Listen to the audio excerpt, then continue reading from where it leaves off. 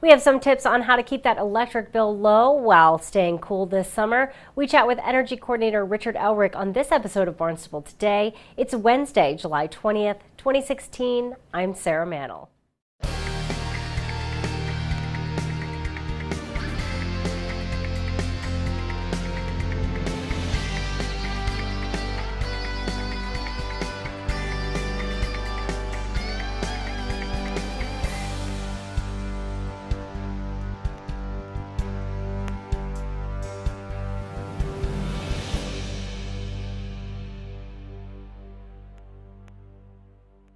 It is a time of year where we spend an awful lot on our energy costs, primarily, of course, due to air conditioning. So we've got some tips. I got a whole list of them here, and I'm sure we'll be able to get through them all, but I wanted to run through them because a lot of them, while they may be commonsensical, some of them are not necessarily something that would come to people's mind right off the bat. Sort of the first tip I would urge people to do is be a speedy chef. Okay. You want to use your microwave whenever you can. It uses about 2/3 less energy than the stove. Really? So you want to be using your microwave or your outdoor grill, which Grill. many of us love to use. It's one of my favorite ways to cook, that's Likewise. for sure. Certainly you want to also avoid running your appliances during peak hours, and peak hours generally in the summertime are from about 2 p.m. to 8 p.m. Really during the heat of the day when most of the people have their air conditioners running. It's also when naturally electricity use is highest, and so it puts less stress on the grid if you can find another time, ideally, to do whatever you're going to be doing with your appliances, whether it's Sure. cooking, washing clothes, things of that nature. Another thing that we always like to point out is to try to either unplug your appliances when you don't use them or put them in a power strip, because there's sort of an ongoing use of electricity that occurs for most of our appliances now. Sure. Even though we have the knob shut off, they're still drawing a small amount of electricity. So if you possibly can, unplug them and make sure they're completely off. You want to keep your blinds and your curtains closed during the day. Okay. It's sort of counterintuitive. You think you want to get the fresh air to come in. Right. But it's a lot of sunlight that's coming through, particularly if you're talking about the southern side of your house. So if you've got some blinds, some curtains, or ideally if you have some kinds of shading that you could put outside your window, that's always beneficial as well. Certainly you want to make sure your filters for your air conditioners are either replaced or cleaned. You want to set your water heater at no hotter than 120 degrees. If possible, use ceiling fans or what they call whole house fans, which are fans really that vent through your roof out of your attic. That can be a huge help in keeping the heat down. Sure.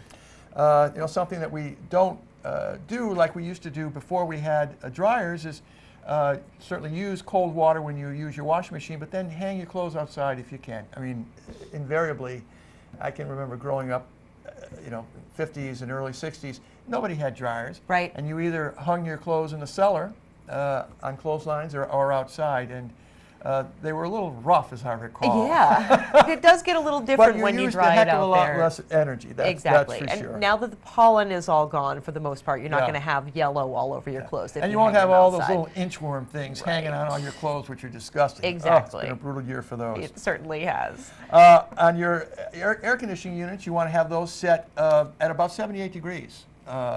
If you can possibly be comfortable with them at that degree. Sure. And if you're not there, even higher. A lot of people will choose to have it be like an ice box in their house, and it's really cooler than you need it to be comfortable. Right. And it certainly uses a lot more heat. Again, some of the other things that we can do, make sure all of your appliances are Energy Star. Yep. And particularly with refrigerators, make sure they're Energy Star, of course, but if you can, don't buy the side by side. Sometimes you'll have the refrigerator on one side, freezer on the other. Much better to have your freezer either above or below. Or below. And that saves energy as well.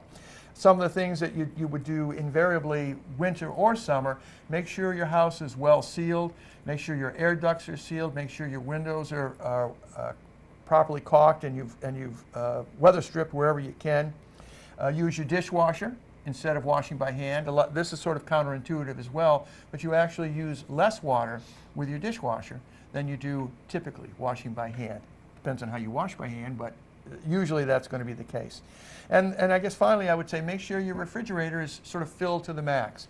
because we tend to open and close the refrigerator door a lot, and the more you have in there, the easier it is to hold on to that cold. Sure. So make sure your refrigerator was stacked with lots of goodies and good things to drink and eat. Absolutely, a lot of 12 packs in there, Yes. Richard. As is that many what as you're you can saying? fit inside. That's I what think, I'm saying. but I've heard too, though, that people take like empty milk jugs and fill them up with water and add them to the freezer, and likewise for the refrigerator. And is that kind of a way to keep that up as well? And the other thing I was going to mention, I will mention actually, is there are a lot of extra freezers that people have, and if you can possibly do without it, it makes sense. Or at the very least, if your extra freezer is Energy Star, that's a little bit better. But I had just an old behemoth of a freezer. It was never filled more than about a quarter of what it should have been, right. And it just used absurd amount of electricity, and I was amazed when I got rid of it. And actually, if you contact the Cape Light Compact, they have energy rebates that are available, and they'll take the freezer away for free. Will they do that with old refrigerators too? Yes, Okay, I'm going to give them a call. Yes, and I don't have the number handy, but we've mentioned it an awful lot, so we'll try to bring that number back next time. But it's either on the website or Indeed. So bottom line, there are a number of things that we can do to keep that energy bill from going up while still staying and cool to make ourselves in the comfortable. summer months. That's I mean, obviously that's sort of the goal of it all. Definitely.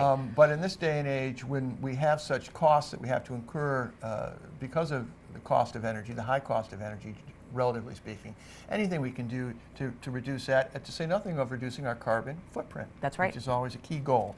Absolutely. So let's talk a little bit, talking about reducing carbon footprints, of course, all of the green energy initiatives that we have going on at the Water Pollution Control Facility. How are we doing in terms of savings over there?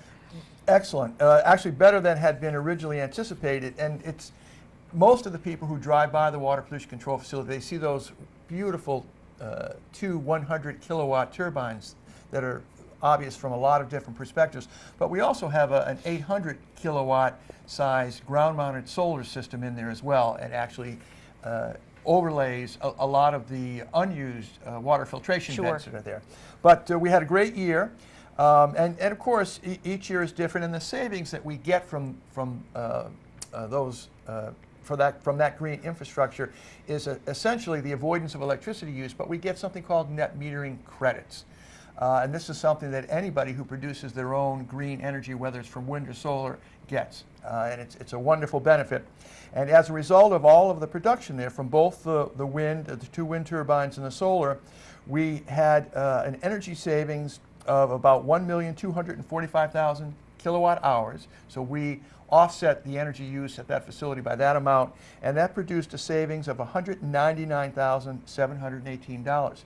And just so you can sort of put it in perspective, the actual usage at the facility was 2,111,000 kilowatt hours at a cost of $351,391. So that's a lot of energy use, and so our savings as a result of the green projects were about 55% of what it would have been otherwise. Wow. The other point I wanted to mention about that facility is that the Water Pollution Control Facility is the 3rd largest user of energy in the town. Only the schools, all combined, and our recreation department use more energy. And of course, the recreation department primarily because of the Hyannis Youth and Community Center. So we had a very, very good year. And just looking back over our previous years at the Water Pollution Control Facility, the first full year was fiscal year 13. Our savings were only about $137,000. The next year, savings for fiscal year 14 were $181,000. And then for fiscal year 15, the savings were $199,000. $199,000, wow. Yes. So, and then, oh, I'm sorry, I misstated.